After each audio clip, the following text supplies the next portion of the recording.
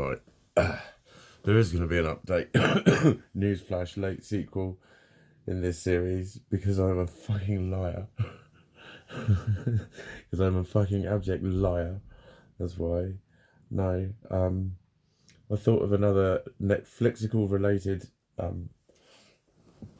phenomena. There's something else that was going on though that I remember very clearly. It was early in 2014. I read a thing on ADHD because I wasn't that long diagnosed, and I've mentioned it before. Where it said ADHD. What was it? Easy to love, impossible to live with, and it talked about how 70% of adult diagnosed males never even get married. And I was like, and the fucking field thinnens again. And that was before I had to fucking come to terms with this fucking raging bitch inside me. You know what I mean? I'm a bit of a niche fucking market, mate. But I remember thinking at the time,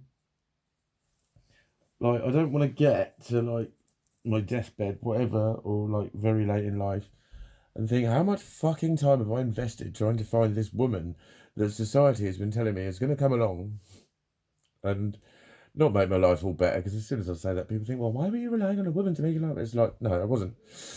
But, like, you know, everyone needs company. And it's just something that you get told, and it's like I've been told that for longer than some of my friends have been alive.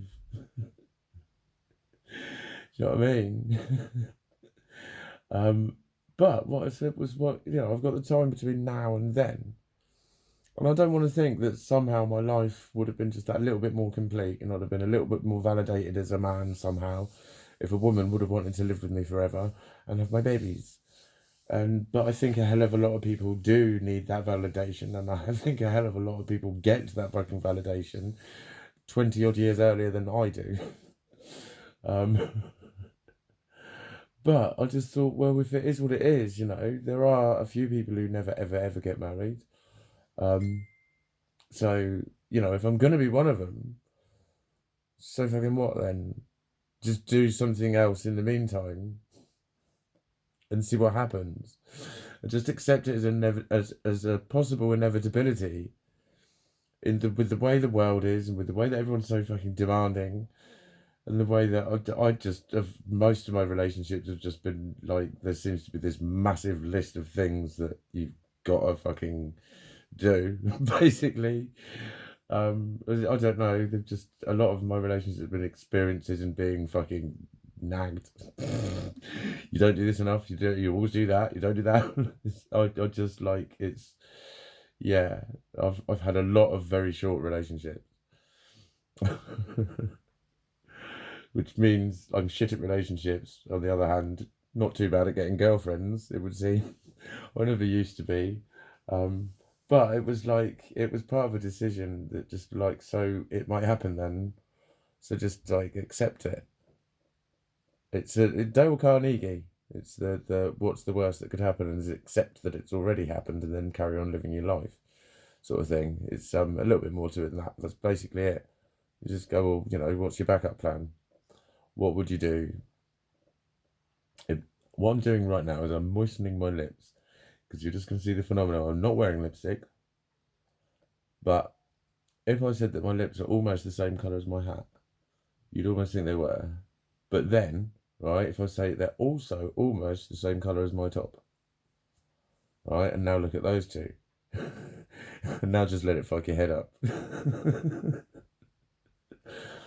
But and I've just let myself fuck myself up. No, yeah, the Dale Carnegie approach, let the worst happen and accept it. And I just thought, and suddenly, loneliness wasn't an issue. And things like watching films, I would, if I watched them on my own, I would always be thinking of the amount of times I'd watched them with a partner, and it's just been more enjoyable to like share it. And I'm a sharey person. When I experience things, I like having someone alongside me to share it with me. But I found I could watch Netflix, And that was one of the things. It was like loneliness for a good few years didn't fucking factor in my life. And I was just so much more at peace with being single and not caring and shit. It really didn't bother me. I had such a freedom to it. And it was earlier this year I wrote, I was still in that mindset when I wrote, if you actually want to go out with me at the moment, I automatically kind of don't want to go out with you because I think there must be something fucking wrong with you, basically. In a nutshell, it wasn't quite that blunt. But it was like, no, it was actually a bit more scathing. What is it? If I haven't got not boyfriend material written all over me within about an hour of meeting me, then I fear for your sanity and your ability to make fucking well-reasoned choices to promote your own emotional well-being. It was, and I found it hilarious. I found it fucking hilarious.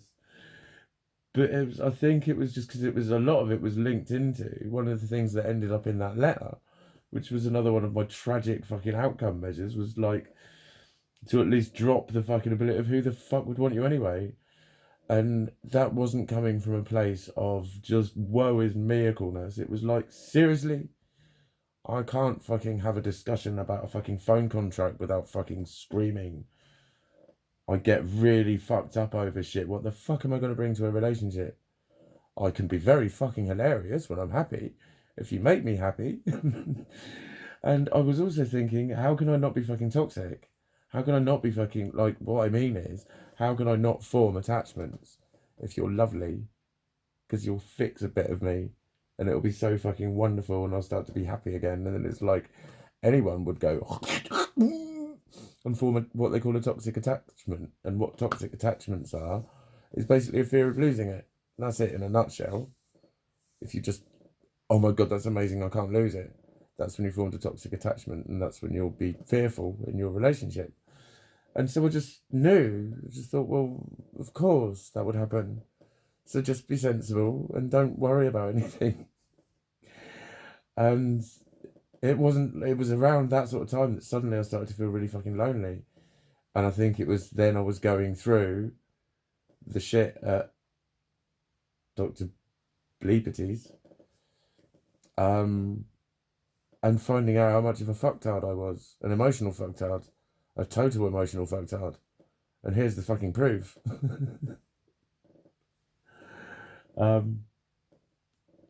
But yeah, it was just a significance. I was just looking at that period, which was where Netflix was like king. Netflix was my mistress in those days. And looking at it now, and looking at the differences, and looking at what was going on and why, and all that sort of shit. It's been a very sort of weird journey down memory lane, but it has rolled up into a weird significance on why being single fucks me up so much at the moment, and why I keep mentioning it. It's like, as soon as I was okay with it never happening, I didn't give a fuck. But then as soon as I decided, actually, even if it did happen, it wouldn't fucking work at the moment, would it? Look at the fucking state here. Oh yeah, look at the state here. Oh, now talk about the state here. Oh my fuck, look at the actual fucking state here. Never mind smile. No. I can't never mind smile anymore. Can't never mind smile anymore. Not after that I'm started getting fucking talking through this shit. And, you know, then I broke my leg. Then I broke my leg.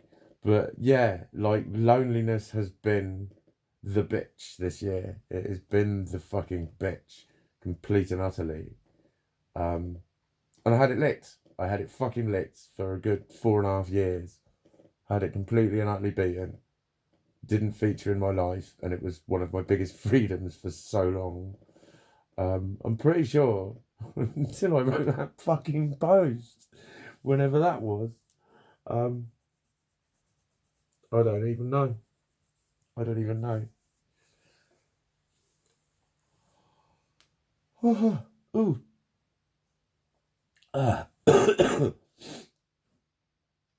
My goodness.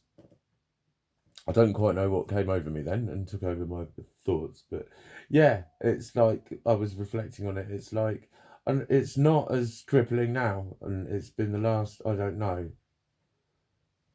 I can't exactly remember when, but I know I've mentioned it in a lot of my videos, and you know, for those who are psychoanalyzing me, like, just mention how he's single or not, doesn't he? Bit desperate, really, isn't he? Yeah. So I suppose I bring it to the fore because I've noticed it too. But it's not as crippling, and maybe just like talking about it this candidly is what it is, mate. It is what it is. Everything changes, but you, 1,000 miles apart. No, that must be time to end the whole entire fucking series. If I'm beginning to sing fucking songs, fine, take that. I need to eternally hang my head in shame.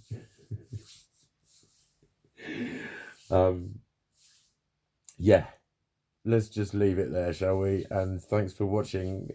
Good night.